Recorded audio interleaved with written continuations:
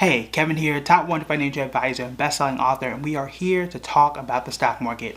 I want to give you a little bit of investing strategy tips to help you to manage risk, to help you to understand what you should be doing in your own personal portfolio, or at least what you should consider your own personal portfolio, and how I kind of manage a few things in my own financial life. So what I do, right, and I've talked about this plenty of times, but every 6 months, which is for me, June and December, we're in December now, where I say, look, open up my portfolio and I decide, hey, this is where I think the market is moving. This is where I thought these things were correct. Sometimes I'm wrong and say these things were not correct. And we gotta make some moving and some shaking. Some companies gotta go, some get to stay, and they are on a we're running contract for 6 months. You do well, you stay.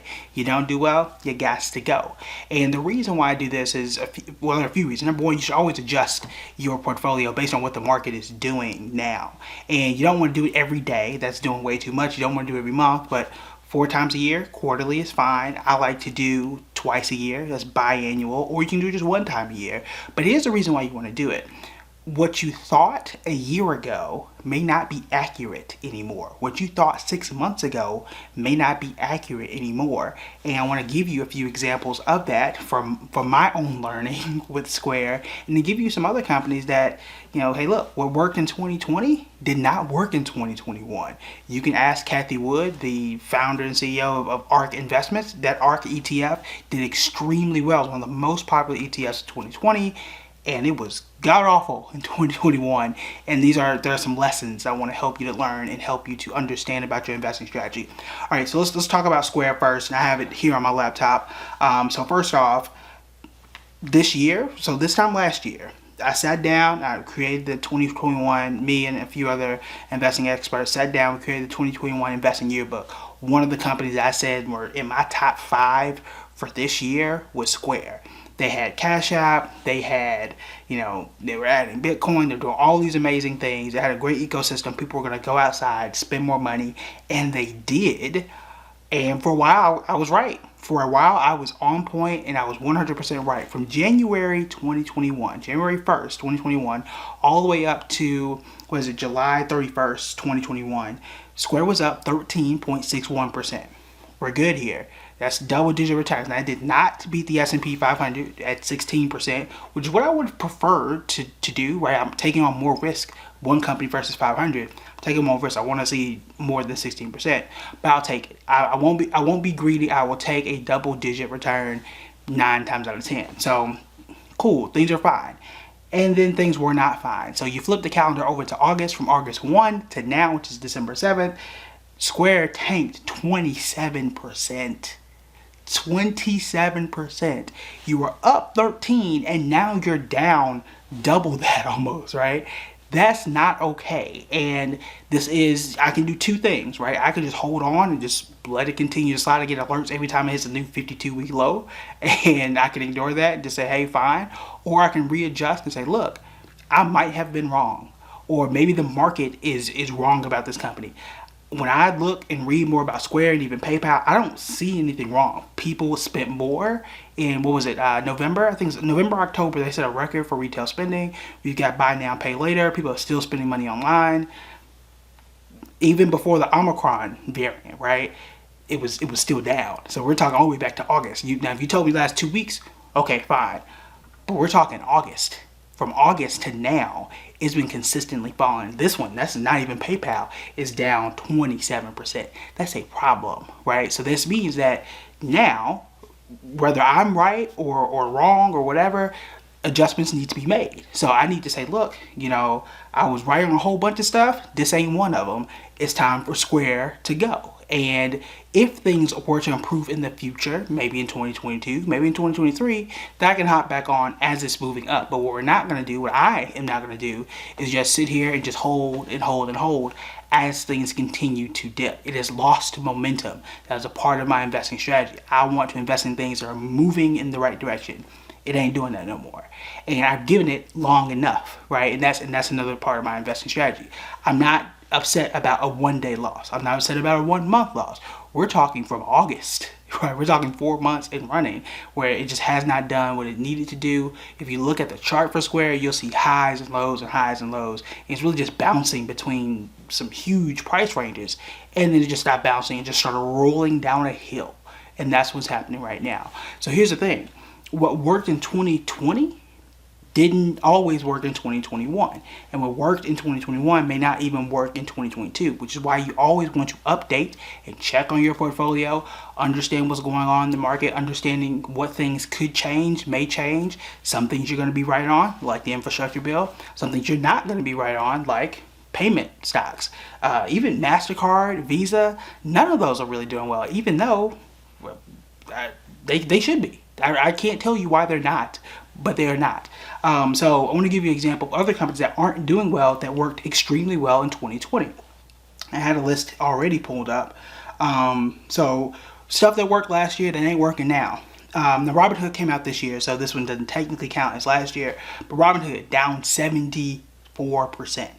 Okay, they IPO'd earlier this year. They're already down 74%. DraftKings down 62%.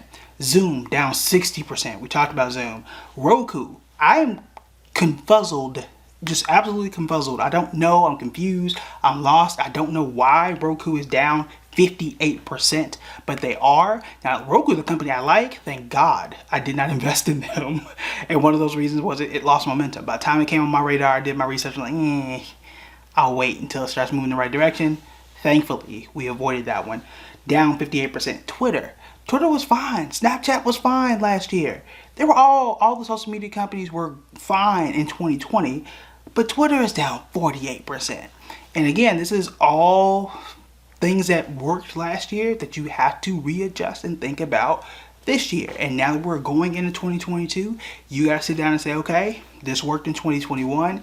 Which one of these things are going to continue working, I think, and which ones are not. And then come back and evaluate after enough time. I think a quarter is fine if you want it. I prefer 6 months, but give yourself time to say, was I right? What do I need to check? And if you're wrong, and in this case for Square, I was wrong, that's okay. You're not going to be perfect. I'm not perfect, okay? Degrees and rankings and articles, all that, throw that out the window. The market will make a fool out of anybody, including myself. And in this case, it just didn't work. So this is one that is first up on the chopping block, and we'll see what happens down the line. Now, the other thing is you may be thinking is, well, what if I just hold it? What if it comes back? There are a lot of people who feel this way about Disney. I do not feel this way about Disney because I've held Disney for a long time and waited for years and years and years and nothing happened. Now, I'm not here to tell you that 5 years from now Disney can be, I don't know, Netflix or what have you. It certainly could be, but that is a risk that you are taking, and that's totally fine. But you need to understand that risk. If you are willing to hold on to something for years and years and years, as it continues to slide, that's a conversation you're gonna have. That's between you and your money, okay? And that's between you and your financial professional, your accountant, whatever it is. That's totally fine. But you need to understand what that is going to be like, because a lot of people will say, oh, I'm fine with holding. I'm fine with watching my money drop over and over and over again and be okay.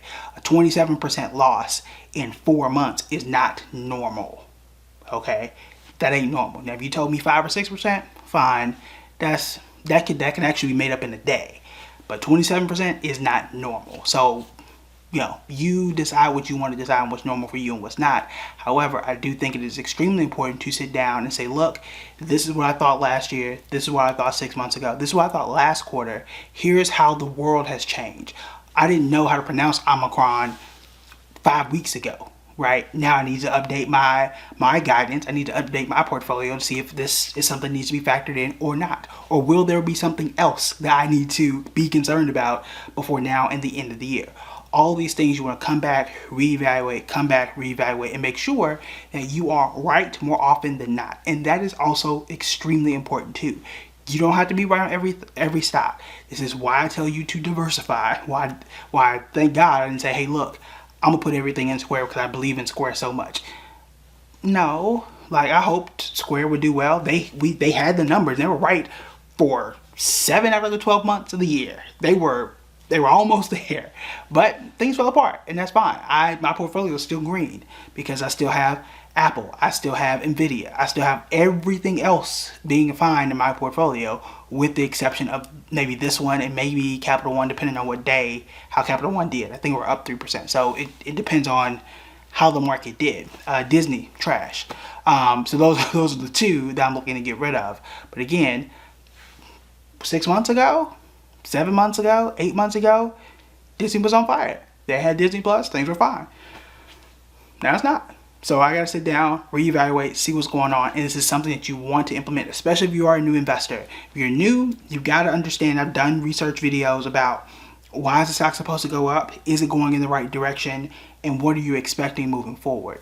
And then once you get to that forward part, so 6 months, a year, come back, look at your notes, reevaluate, go back and watch the video that you may have posted like me, and then say, okay, well, infrastructure bill did pass. Maybe they did add X amount of subscribers, but the stock fell, or they did and the stock was fine. So, hey, I was right, I'm going to keep it, or I was right, I'm going to get out of it, or I was wrong, I'm going to get out of it, and then keep it moving. This is how investing works. You're not going to be perfect every time. Totally fine, but the key is to consistently evolve and not to over evolve, not to change every single day, which is what I do not recommend. So it's a good balance between letting things ride out, letting things grow, letting things play out the way they should, and then making those adjustments when that time comes and keeping the emotions out of it, which is what's keeping me calm now, right? Even though I'm animated, I'm calm because, hey, come December 31st, which is on a Friday, which fits perfectly for me on public, they going. Unless something magical happens, those stocks are going. I'll replace them with something I think is going to help me better in 2022.